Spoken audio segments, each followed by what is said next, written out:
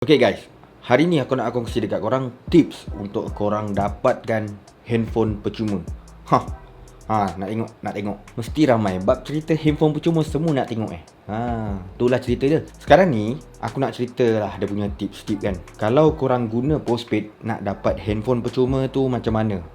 Selain tu, dia bukan sahaja untuk handphone percuma lah. Sebagai contoh, nombor 1, handphone percuma. Kedua, handphone bayar bulan-bulan, which mean korang boleh hutang. Jadi korang mampulah untuk tidak beli cash, boleh hutang. Nombor 3, untuk dapatkan handphone secara diskaun ataupun harga dia lebih murah daripada harga asal ataupun harga retail price. Check it out.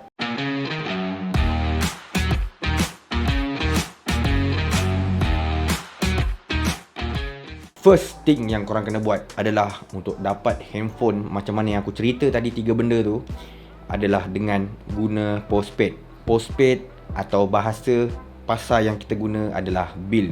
Apa benda tu bil? Yang korang pakai SIM card kena bayar bulan-bulan tu, tak payah top up. Senang cerita lah untuk you guys yang masih basic. Korang pakai SIM card yang korang tak perlu top up.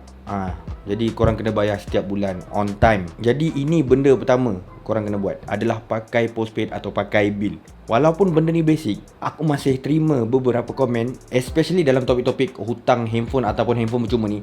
Bang, prepaid boleh ke tak? Prepaid tu yang tak boleh. Yang korang guna top up tu, itulah prepaid. Lawan dia yang pakai bil dinamakan postpaid. Jadi nak handphone percuma, handphone hutang, handphone harga murah, hanya pengguna postpaid. Seterusnya, adakah korang langgan postpaid terus boleh dapat kelebihan-kelebihan macam tu?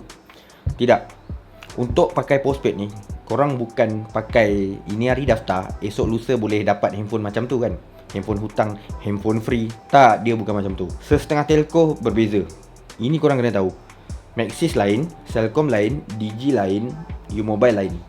Ada setengah telco memerlukan korang untuk bayar bil lebih 6 bulan.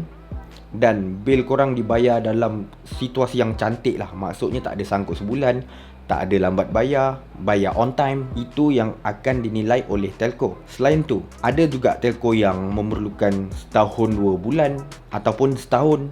Jadi korang kena kenal pasti telco mana yang korang tengok tu, offer apa yang dia bagi. Korang pergi dulu center. Sebagai contoh, Maxis ada offer handphone percuma. Pergi ke Maxis, tanya berapa bulan minimum kena guna postpaid. Okey, dah dapat? Ingat benda ni, jangan lupa. Seterusnya, bagi nak memudahkan korang guna tanpa ada masalah, pastikan korang dah faham postpaid. Dah biasa postpaid, dah faham postpaid. Cas-cas yang selalu dikenakan bila guna postpaid. Kalau korang tak faham benda tu, nanti korang dah dapat handphone percuma, dah kena kontrak. Waktu tu korang akan cakap telco ni makan untung lebih je, telco ni cekik pengguna je. Itu yang akan korang cakap. Kalau korang tak faham apa yang korang langgan dan apa yang korang gunakan tu, benda ni kena faham. Seterusnya, bang, berapa lama bang kontrak ni? Ada kontrak ke tak kalau saya ambil ni? Ini soalan banyak aku jumpa, ramai yang tanya. Jadi bila 3 jenis kelebihan yang aku cerita tadi, handphone percuma, handphone hutang ataupun handphone harga lebih murah, semua akan dikenakan kontrak kalau korang buat melalui telco tu. Tak kira telco apa yang ada kat dunia ni, even telco baru atau telco lama, kontrak tu pasti ada. Ada yang setahun, ada yang 2 tahun. Dan dalam tempoh kontrak ni, korang kena bayar apa yang dijanjikan pada permulaan langganan korang tu. Korang kena bayar sampai tamat tempoh kontrak tu. Walaupun kontrak tu 15 tahun, tetap kena habis 15 tahun. Walaupun 15 tahun punya kontrak tu tak pernah wujud dalam telco, kena bayar juga. Tak adalah 15 tahun, tak ada guys. Maksimum biasa 2 tahun. Memang 2 tahun kebiasaannya. Pernah tak korang terfikir tentang blacklist? Kalau korang pernah ada blacklist dengan telco lain ataupun blacklist yang dah 2-3 tahun korang abaikan, memang sah-sah korang tak akan boleh dapat 3 kelebihan yang aku kongsi tadi tu. Handphone percuma, bla bla bla bla tu, korang tak akan boleh.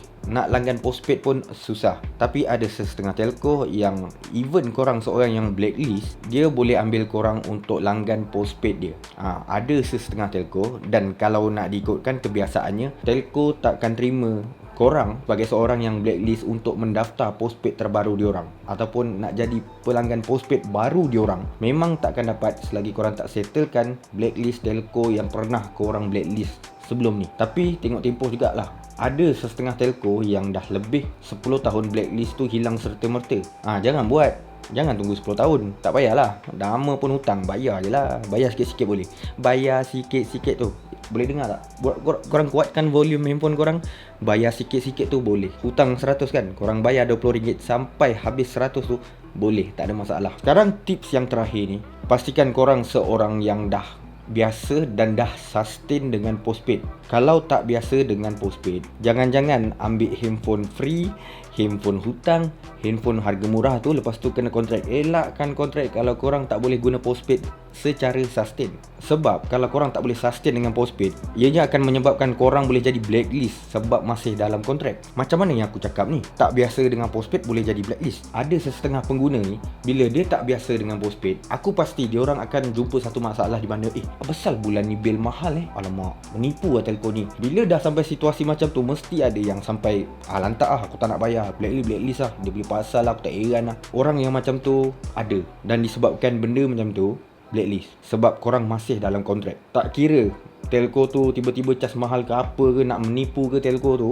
kontrak tetap kontrak, kena bayar sampai habis. Kalau korang tak boleh sustain, memang confirm blacklist. Dan sesetengah telco akan lock handphone yang korang dapat daripada telco tu disebabkan korang blacklist dan masih dalam kontrak. Nanti handphone tu tak boleh guna.